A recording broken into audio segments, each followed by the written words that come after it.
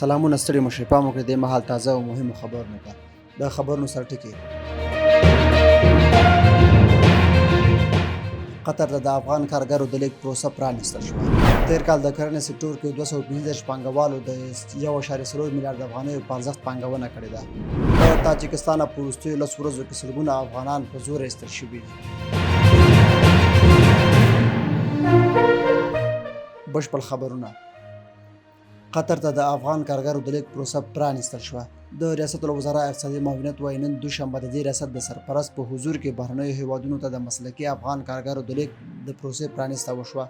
له یاده معاونیت څخه په خپره شوې خبرپاڼه کې راغلي اقتصادي مرستیال بهیر ته د افغان کارګرو لیږد د بیکارۍ د کچې د راټیټولو لپاره یو مهم ګام بللی او ټینګار یې کړی چې حکومت هڅه کوي د کاري فرصتونو د رامنځته کولو له لارې د هیوادوالو اقتصادي وضعیت ښه کړي.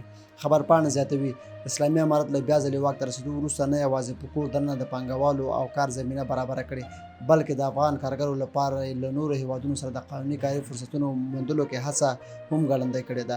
د اقتصادي مرستیال په بنا د افغان کارګرو استول به د افغانستان او کوربه هیوادونو ترمنځ اړیکې پراخې د هیواد نړیوال اعتبار لوړ او افغانانو ته د مهاجرت د ډیرولو فرصتونه برابر کړي.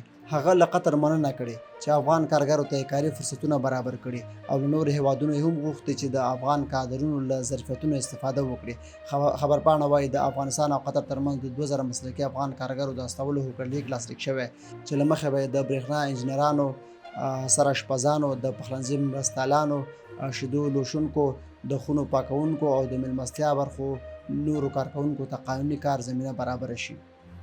اقتصادي معاونیت دغه راز ویلي چې له ایران، روسیې، متحده عربي اماراتو، عمان، تاجکستان، ترکیه، آذربایجان، سعودي عربستان او یو شمېر نورو هیوادونو سره هم د افغان کارګرو د استولو په اړه خبرې روانې دي چې ژر به وروستی شي.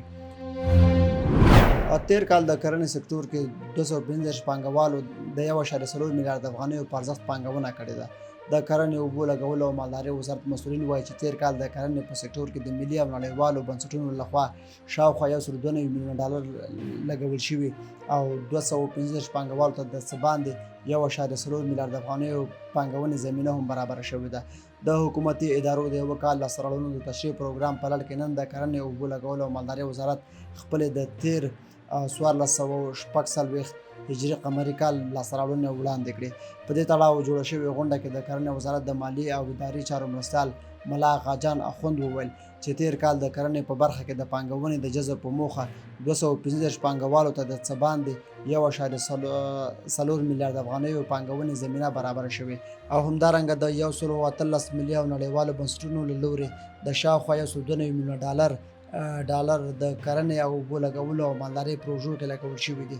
د هغه په خبره د 1403 کال په ترڅ کې د آزادې داوطلبۍ له لارې د څه باندې 340 میلیون افغانیو په ارزښت 40 شرکتونو ته 8 قراردادونه ورکړل شوي دي.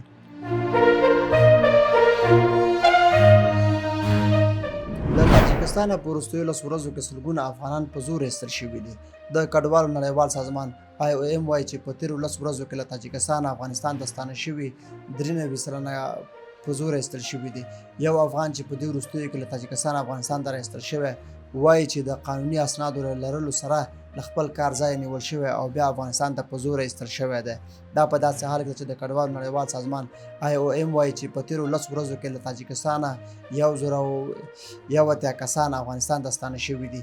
د سازمان د دوشنبې په ورځ د جولای په 28 په یوه راپور کې وویل چې د دې کسانو 93 سلنه د جولای د 18 او 28 ترمنځ د کندوز ولایت د شیرخان بندر له لارې اوښتي له هغه هېواده په زور ایستل شوي دي.